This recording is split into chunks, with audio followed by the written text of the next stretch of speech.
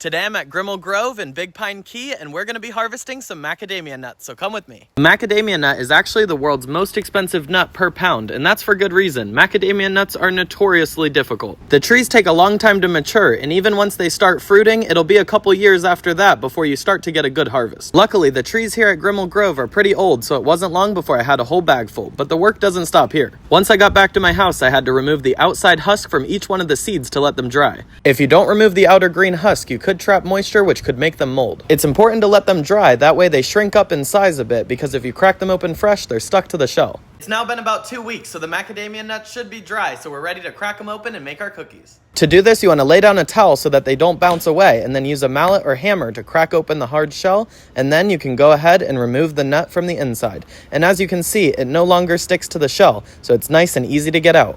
After they were all cracked open, I added them to a cookie sheet and placed them in the oven until they were a nice golden brown color, and now we're ready to make our cookies. First, in a large bowl, I mixed together 2 sticks of softened butter along with half a cup of white sugar and half a cup of brown sugar. Then I added in 2 eggs and 2 teaspoons of vanilla extract. In a separate bowl, I went ahead and combined all the dry ingredients, and then I slowly combined the two.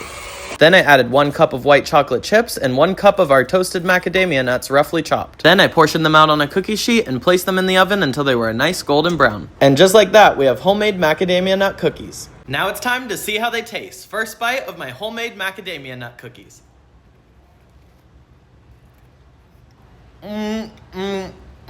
These are absolutely delicious. I just recently planted a macadamia nut tree at my house, so hopefully I'll be able to make a whole bunch more of these cookies soon. But if you're ever down in Marathon, Florida, be sure to book a tour with Grimmel Grove to see all their other cool tropical fruits. And until next time, get outside and see what you can find.